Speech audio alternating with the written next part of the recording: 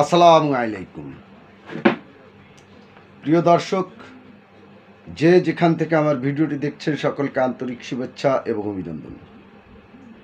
যারা আমার চ্যানেলে নতুন তাদেরকে আমি আমার চ্যানেলটি সাবস্ক্রাইব করার জন্য অনুরোধ করছি এবং আমার ভিডিওতে একটি লাইক দিয়ে আমার সাথেই থাকার জন্য এবং আমার পরবর্তী ভিডিও পাওয়ার জন্য অনুরোধ করছি। প্রিয় দর্শক, তারেক রহমানের খালাস আওয়ামী লীগ এবং ইউটিউবারদের কিছু কিছু ইউটিউবার, কিছু কিছু ব্লগার এবং কিছু কিছু সুশীল সমাজের গাত্রদাহ হয়ে উঠেছে, তাদের গায়ে আগুন লেগে গিয়েছে। কথা কেন বলছি? আমরা বেশ কিছু ভিডিও আমি গতকালকে অ্যানালাইসিস করেছি। অ্যানালাইসিস করে যতটুকু পেয়েছি, যথেষ্টভাবে মিথ্যাচার করা হয়েছে ভিডিওগুলোতে এবং প্রোপাগান্ডা ছড়ানো হয়েছে। আর কি কি প্রোপাগান্ডা ছড়ানো হয়েছে তা নিয়ে আমি একটি অ্যানালাইসিস করেছি। আপনারা আমার ভিডিওটি শেষ পর্যন্ত দেখবেন এই আশা করে আমি আমার ভিডিওটি শুরু করছি। তারেক রহমান বাবরের খালাস মানে বাংলাদেশ ধ্বংস হয়ে গিয়েছে। কিছু কিছু ব্লগার, কিছু কিছু ইউটিউবার বলার চেষ্টা করছেন যে ইন্ডিমেন্টটি দেওয়া হয়েছে। আচ্ছা, ইন্ডিমেন্টটি কে দেয়? বিচার বিভাগ নাকি সরকার? এই মামলাটি কত বছর পর্যন্ত চলছে? তারেক রহমান আসামি হয়েছে কত সালে? 11 সাল থেকে এই মামলাটি চলছে। আজকে কত সাল? 14 বছর আগে থেকে এই মামলাটি চলছে, চলমান প্রক্রিয়া। এই মামলাটি কি তারেক রহমানের লাইফ সাজা কে দিয়েছিল? যার উপর গ্রেনেড হামলা হয়েছিল সে দিয়েছিল। আমি যদি বলি তখন ইন্ডিমেন্টটি দেওয়া হয়েছিল, যারা মামলার মূলত আসামি ছিল তাদেরকে পার দিয়ে শুধুমাত্র রাজনৈতিক হয়রানিমূলক, প্রতিহিংসামূলক, প্রতিশোধমূলক একটা ঘৃণ্য চক্রান্ত করে তারেক রহমানকে ফাঁসিয়ে দেওয়ার চেষ্টা করা হয়েছিল। তাহলে কি খুব ভুল হবে? আমার তো জানা নেই খুব ভুল হবে। কারণ কি, এবার আপনাদের কিছু কথা বলি। আমি ধরে নিলাম বিএনপি এই মামলাটি নিয়ে যথেষ্ট ছলচাতুরি করেছে, আমি ধরে নিলাম। কিন্তু মামলাগুলোর যে বিবরণ, তার থেকে যে তথ্য পাওয়া যায় সেটা হচ্ছে আপনার দূর পরবাস থেকে গ্রেনেডটি এসেছিল। সেখানে যে রাইফেল ব্যবহার করা হয়েছিল, ফুজি রাইফেল ব্যবহার করা হয়েছিল, ফুজি পিস্তল। আচ্ছা, এই তথ্যগুলো কেন বলেন না আপনারা? যখন আজকে আমি অত্যন্ত দুঃখ পেয়েছি যে তারেক রহমানকে জড়িয়ে যে মামলা, একাধিকবার এই মামলা নিয়ে যথেষ্ট বিতর্ক হয়েছে। বাংলাদেশের ইতিহাসে এই 21শে আগস্ট গ্রেনেড হামলা নিয়ে যতবার বিতর্ক হয়েছে, পৃথিবীতে কোনো মামলা নিয়ে এতবার বিতর্ক হয় নাই। শুধু বিতর্ক বিতর্ক বিতর্ক। শেখ হাসিনার আমলে যখন এই মামলাটি চার্জশিট দেওয়া হয়েছিল তখন থেকে শুরু করে, বা যখন তারেক রহমানকে এই মামলায় ইনক্লুড করা হয়েছিল তখন থেকে এই মামলা শুধু বিতর্ক বিতর্ক বিতর্ক চলেছে। আজকে কিছু ইউটিউবার বলছেন 25 তারিখ মানে 25শে আগস্ট নাকি ক্যালেন্ডারে ছিল না। আচ্ছা, 25শে আগস্টের কি ঘটনা তো 21শে আগস্টের। বাংলাদেশে নাকি ক্যালেন্ডার, যায় ওনার ভুল হতে পারে তারিখটা, আমি ওনাকে সংশোধন করে দিলাম। 21 তারিখ হলো গ্রেনেড হামলা হয়েছিল। উনি বলার চেষ্টা করছেন যে 21 তারিখ নাকি বাংলাদেশের ক্যালেন্ডারে ছিলই না। উনি এটা বলে বোঝানোর চেষ্টা করছেন যে এরকম কোনো ঘটনা ঘটে নাই। বাংলাদেশের বিচার বিভাগ এটা মিথ্যাচার করেছে। উনি বিচার বিভাগ নিয়ে কথা বলেছে। ওনার তো এখনই গ্রেপ্তার হওয়ার কথা ছিল। শেখ হাসিনার আমল যদি হতো, ওই লেখক, ওই ব্লগার, ওই ইউটিউবার সাথে সাথে গ্রেপ্তার হতেন। সবসময় মিথ্যাই থাকে। কথা কেন বলছি? ধরে নিলাম বিএনপির সরকারের সময় এই মামলাটি অন্যদিকে ধাবিত করার জন্য এই মামলাটি মিথ্যাভাবে একটা চার্জশিট দেওয়া হয়েছিল, জজ মিয়া নাটক করা হয়েছিল। আমি এগুলো ধরেই নিলাম। এই ঘটনা তারেক রহমানই করেছে, আমি এটা ধরে নিলাম বাবর তারেক রহমান এরা জড়িত ছিল এই মামলায়। আচ্ছা, তারেক রহমানের প্রধান শত্রু 2006 সালে কে ছিল? ডক্টর মঈনুদ্দিন আহমেদ এবং ডক্টর ফখরুদ্দিন আহমেদ। তারাই কিন্তু তারেক পরিবারের, জিয়া পরিবারটাকে ধ্বংস করে গিয়েছে। শেখ হাসিনা অল্প ধ্বংস করেছে, কিন্তু এই জিয়া পরিবারকে মিথ্যা ফেক দুর্নীতির গল্প সেটে এই ফখরুদ্দিন, এই মঈনুদ্দিনরা কিন্তু তৎকালীন সময় জিয়া পরিবারকে মাইনাস করার জন্য, জিয়া পরিবারকে বাংলাদেশের রাজনীতি থেকে সরিয়ে দেওয়ার জন্য এহেন কোনো ঘৃণিত কাজ নেই যে ঘটনাগুলো মঈনুদ্দিন ফখরুদ্দিনরা ঘটান নাই। তাহলে তিনার যে একটা ছিল, আপনার চার্জশিট দেওয়া ছিল, সেই চার্জশিটে তারেক রহমান, বাবর, মতিউর রহমান নিজামী টেজামি, এই জাতীয় আলী হাসান মোহাম্মদ মুজাহিদ, এদের নাম এলো না কেন?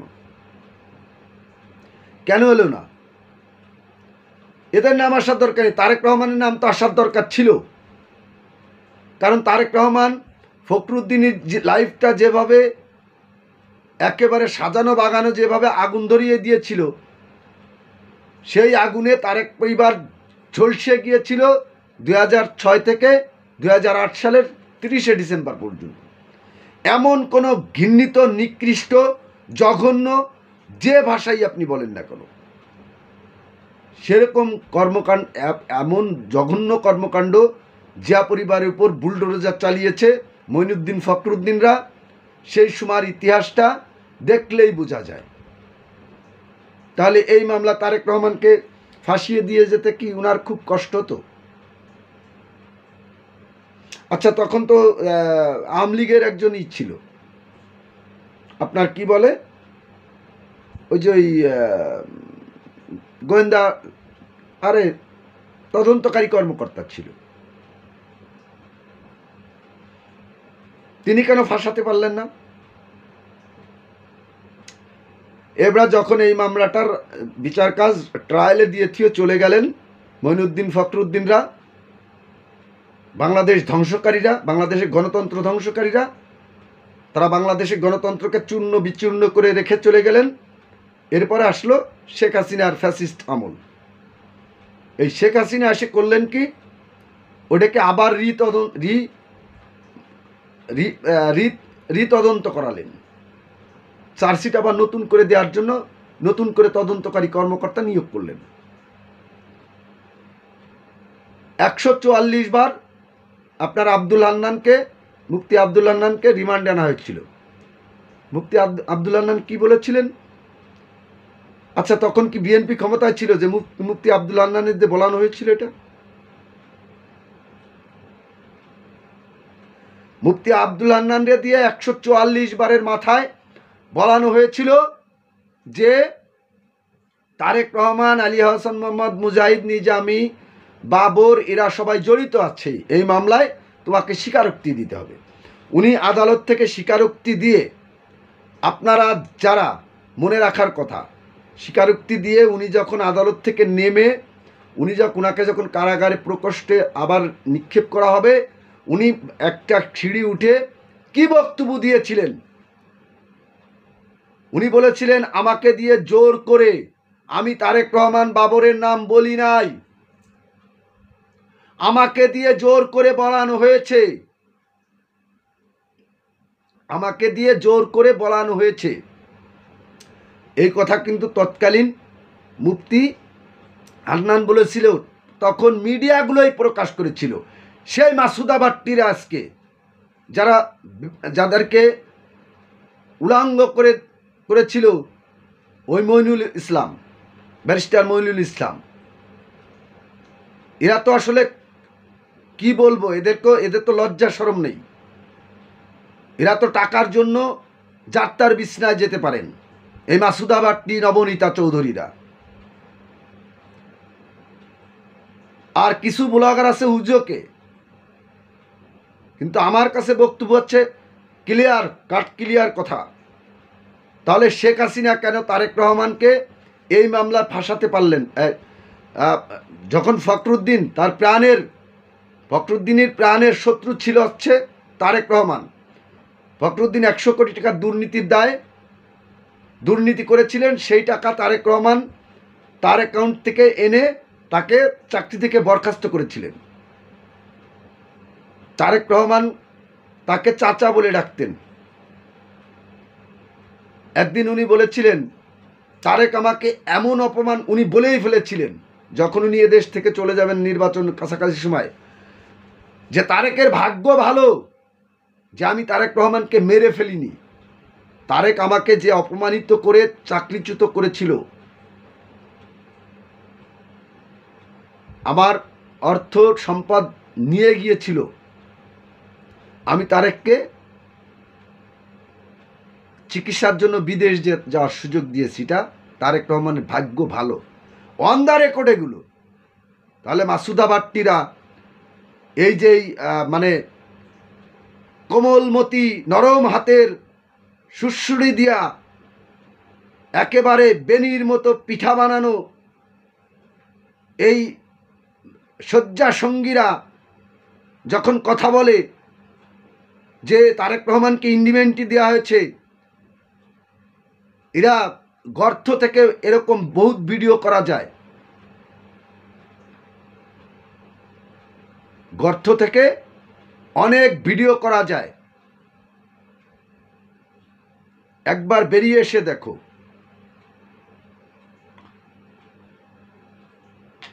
এই শুধুমাত্র এই একটা কারণে আওয়ামী লীগ যে জনপ্রিয়তার শীর্ষে উঠে গিয়েছিল, এই ব্লগারদের কারণে আবার আওয়ামী লীগ জায়গায় চলে যাচ্ছে। আপনারা অন দায়ী, আর আমি চ্যালেঞ্জ করে গেলাম, আমি আওয়ামী লীগের বন্ধুদের বলছি, এই বেশ্যাদের ব্লক করতে নিষেধ করুন। কারণ এই তারেক রহমানকে শেখ হাসিনা মামলায় ফাঁসানোর কারণে তৎকালীন আম জনতা খেপেছিল আপনাদের বিরুদ্ধে, এই আওয়ামী লীগের বিরুদ্ধে।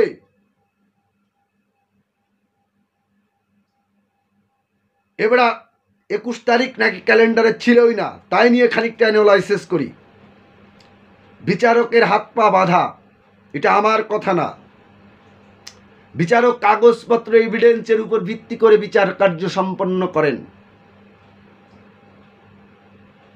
জনাবায়া মাসুদা ভাট্টি, আপনাকে বলছি, জনাবায়া যে সমস্ত জনাবেরা ব্লক করতেছেন তারেক রহমানের বিরুদ্ধে, আমি তাদের উদ্দেশ্যে বলছি, 21 তারিখ ক্যালেন্ডারে ছিল, 24 জন মারা গিয়েছিল, সব সঠিক কথা,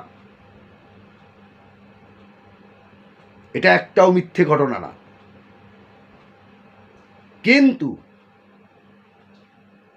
আজকে আমরা বিশ্বাস করে নিতাম যদি মঈনুদ্দিন ফখরুদ্দিন সরকারের, প্রায় শেখ হাসিনার চেয়েও কঠিনতম শত্রু ছিল মঈনুদ্দিন ফখরুদ্দিন, কারণ মঈনুদ্দিনের সেনাপ্রধান হতে বাধা ছিল তারেক রহমান। এগুলো কি ভুলে গেলে হবে? উনি তো খালেদা জিয়া ওনাকে সেনাপ্রধান বানিয়েছিলেন, এখানে তারেক রহমান পুরোপুরি ভেটো দিচ্ছিল, সেই থেকে তারেক রহমানের উপর মঈনুদ্দিনের চরম রাগ ছিল। আজকে সেই মঈনুদ্দিন ফখরুদ্দিনরা যে মামলায় তারেক রহমানকে ফাঁসিয়ে যেতে পারেন নাই, সেই মামলায় চার্জশিট দেশে শেখ হাসিনা, চার্জশিট দেশে কিডা খালেদা জিয়া, চার্জশিট দেশে কিডা মঈনুদ্দিন ফখরুদ্দিন গঙ্গেরা। এর মধ্যে দুটো চার্জশিট বাদ দিয়ে আপনারা একটা চার্জশিটের ভিত্তি করে মামলার রায় ঘোষণা করেছেন। সেই রায়তে পর্যালোচনা করে পরবর্তীতে দেখা গিয়েছে আপিলের ডিভিশনে যে তারেক রহমান খালাস পেয়েছেন, নিম্ন আদালত তারেক রহমানকে সাজা দিয়েছেন, অ্যাপিলেট ডিভিশনে যে তারেক রহমান খালাস পেয়েছেন। তারপর আবারও যে উচ্চতর আদালতে যে আপিল করা হয়েছে সেখানেও খালাস পেয়েছেন। তাহলে ইন্ডেমনিটি দেওয়া হলো কেন? কারণ খালাস পেয়েছেন কেন? কারণ তিনি নির্দোষ ছিলেন, শেখ হাসিনার রোষানলে পড়েছিলেন।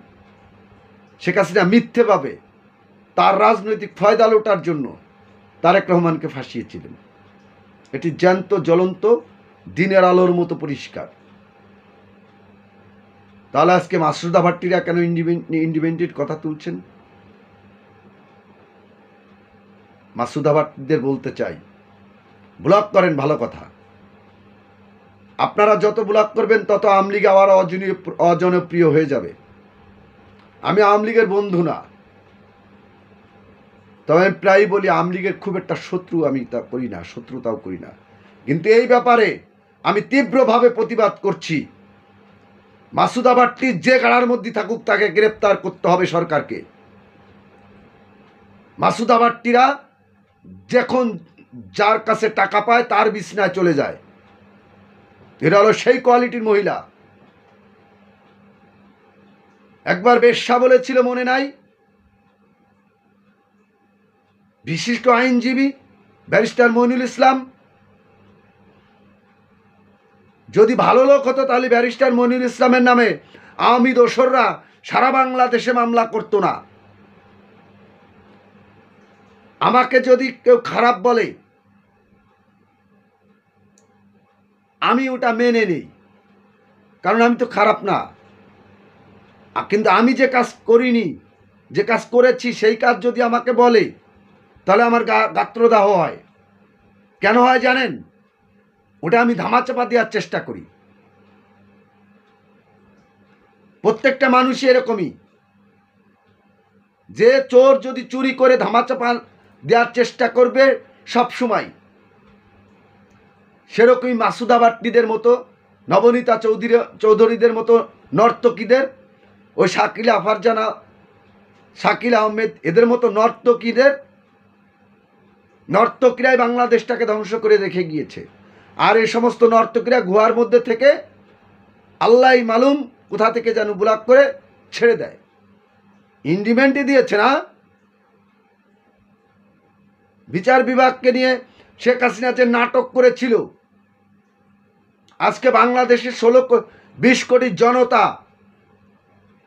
শেখ হাসিনার উপর কেমন অখুশি হয়েছিল, এটা দেখো নাই তোমরাও? মাসুদা ভাট্টিরা, আমি মাসুদা ভাট্টির আগে একদিন আমি মাসুদা ভাট্টির গ্রেপ্তারের দাবি জানিয়েছি। আজও পুনরায় তারেক রহমানের এই বিচার নিয়ে কথা বলা, ইন্ডিপেন্ডেন্টি নিয়ে কথা বলার কারণে তাকে অনতিবিলম্বে গ্রেপ্তার করতে হবে। নাহলে বুঝবো ডক্টর মোহাম্মদ ইউনূস সরকার ফ্যাসিস্ট হাসিনাকে পুনর্বহাল করার জন্য মরিয়া হয়ে উঠেছে। ফ্যাসিস্ট হাসিনাকে পুনর্বহাল করার জন্য মরিয়া হয়ে উঠেছে ডক্টর ইউনূস গংরা। এটা ধরে নেব, না হলে 24 ঘন্টার ভিতর মাসুদা ভাট্টিকে গ্রেপ্তার করতে হবে, কারণ তিনি আদালত অবমাননা করেছেন। এটি সবচেয়ে বড় অপরাধ। আমি আশা করব মাসুদা ভাট্টিদের খুঁজে বের করে ইন্টারপোলের মাধ্যমে তাদের হাতে হ্যান্ডকাপ পরিয়ে টেনে হিঁচড়ে অন্ধকার জেলের প্রকোষ্ঠে পুরে দেওয়া হোক, এই আশা ব্যক্ত করে আমি আজকে আমার ভিডিওটি শেষ করছি। আল্লাহ হাফেজ।